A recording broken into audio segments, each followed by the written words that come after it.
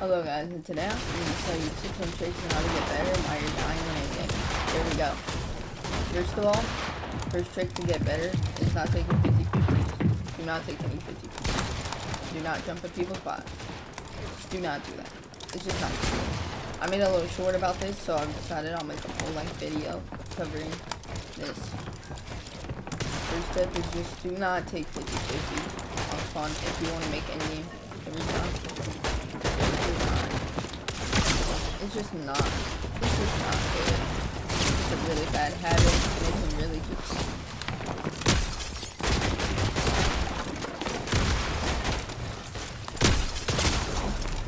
y'all not gonna probably don't, but you're trying to hold off and maybe trying to get something good. See. Sometimes bait at each other best, like that, instead of something. But like there, I wasn't just jumping in the kid's face. So do not take 50-50s as my freeze. See how I have the better peak right now? I'm kidding. It's all about giving yourself the better peak advantage.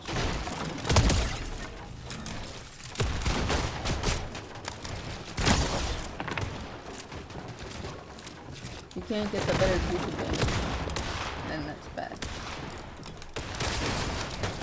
So do not take 50-50s. That's mainly why people don't make it in game tournaments. They take too many 50-50 fights. You gotta play smart. I would say also, the next reason you might be dying before in game, because you're not playing. You're not playing smart. So therefore, you're not playing smart. And you're just jumping and trying to get refreshes. Basically, not playing smart means forcing refreshes, in my opinion. If your team or duo is trying to force refreshes for you, it's just gonna hurt you long term, because you're gonna realize you're running out of heals, and you might not even get the refresh at the end of the day if you're just forcing it. Third thing I'm gonna say, and I'm gonna give you 10 things in this video. So the third thing I'm gonna say is that forcing, like, hold on, how do I put this into perspective? Positioning. Positioning is so important. Your position bad, and it can really be crucial to your game. So you always want to get good positioning, whether that's rotating dead side or the non-congested side, which is of course dead side. You never want to be right in the center, because you'll most likely get focused and have to waste a lot of builds, which can hurt you very badly, and then you'll literally need a refresh. So positioning. 6, rotates. The rotates are so important.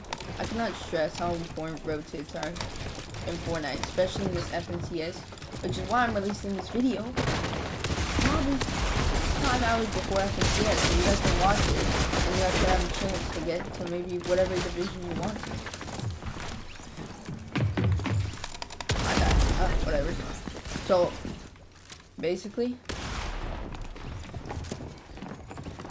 rotates are so important. You have to be on the wings to rotate. It's not going to be. You have to just really plan your rotates out. And rotates also come with like playing smart, knowing dead side and everything. So rotates are super important. If you want to make better rotates, look for dead side and go when everybody's going to wingsuit, so you'll be less focused. That's my advice in endgame. And look for the most congested side and try to own some stuff. Don't play on where a lot of people are, or you're most likely going to get here. This also goes with my second thing. I mean, how many things have I mentioned? We've mentioned rotates, forcing refreshes, positioning, and 50-50. So this is my 5th thing I want to tell you. The 5th thing is timing. If you and your duo aren't timing rotates, and either one of you is going second before or second after, it can really mess with the game. Because in FNCS, you are separate from your duo. One time, you can get jumped, and unless you know how to do one pretty well, you're not good. So timing is also important for rotates, and timing especially, can I stress this enough, is how you survive in endgame with your rotates. Doing everything at the right time, and doing everything at a nice pace. Not too slow and being in the right time again. So timing is really important. I just cannot, oh my goodness. Yeah, I just cannot stress this enough. Timing is going to be really important, whether you're timing crash pads or your wingsuit. Okay, and 6. Let's just go there. Try. This is generally not even a tip, it's just something you have to try to manage with. So, just get one more. Trying to get more now. But, so you have to manage your rotates, right? With the wingsuit. So, your best opportunity is that you know when kids are going to wingsuit and stuff. So, when you're rotating, you have to be aware that you might accidentally land in some kid's like box that is being built. And that's just terrible timing at the end of the day. So that's why timing matters. There's a prime example of why it matters at the end of the day. It just really matters the timing of the rotates.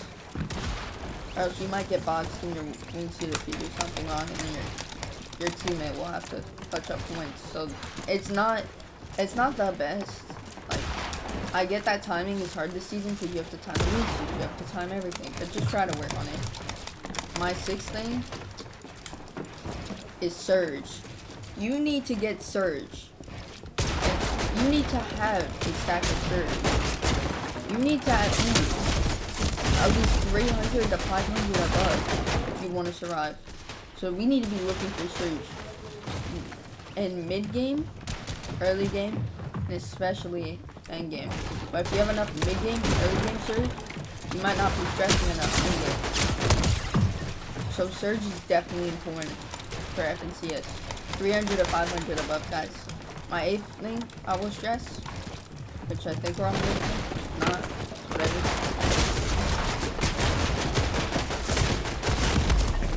My 8th thing I'm gonna say is you need to learn protective peaks. Protective peaks are so important, especially when getting Surge. You need to be protected, so not only are you getting Surge, you're not getting any return, so you're not getting your Surge taken away at the end of the day. Protective peeking. What me and my duo do, which you will watch in the FNCS hopefully, is us do something like this, where we'll do this, we'll edit this, we'll do this, and then we'll stay behind here and look for Surge. But not over peeking like this for Surge, then you're getting yourself beaten. Like this. Protective peeking is so important. And it really decides whether you're going to go below or above Surge at the end of the day. And you need it this season more than ever, because Surge is going to be FNCS up. Surge is just going to be playing with you in the whole FNCS. So you need to learn protective peeking. My 9th thing I'm going to say, it goes hand in hand. It goes really hand in hand. Let me think. We covered protective peeking. What did we not cover? Can't think of anything we didn't cover. Maybe just 8 things. Tell me what I missed. I'm gonna think about it for a second, but if I can't find anything, these are still 8 great tips to be successful in FNCS. We covered rotating, timing, protective peeking.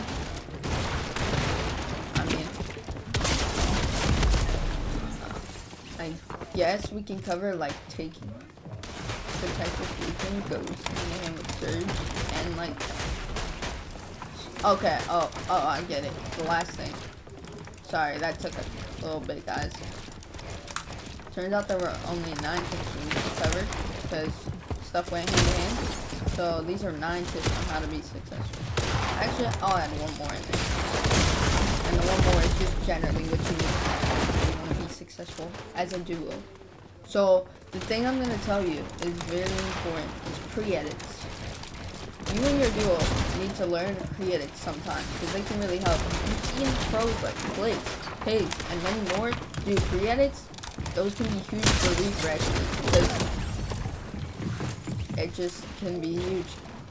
And then I'm just gonna tell you that basically they can save your game if you do them right. If you manage to do like this edit, but like a pre-edit, you jump in on a duo that's weak, you're getting that refreshes and you're saving your endgame. You're getting that refresh at the end of the day. And the 10th thing, the final thing, you want to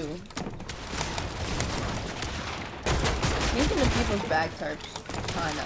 I've seen a lot of pros do this, and it's really beneficial, because like, at the time, in FNCS, people are going to be so stressed that some of them won't watch their back, and you can get in and just sneak on them and probably get a free refresh. So back tarping. Sneaking into back tarps. And also closing up your tarps at the end of the day, so you don't get snuck on. And just not having too much space to where you can't manage. And then of course, good vibes with your teammate. We all want good vibes in FNCS. We all want to have a good FNCS. My goal is for us to fall Division 4, so you guys can check that out. Video will be posted hopefully tomorrow, but this one will be posted right before FNCS, so you guys can review the top 10 tricks to help you guys win more games and make end games.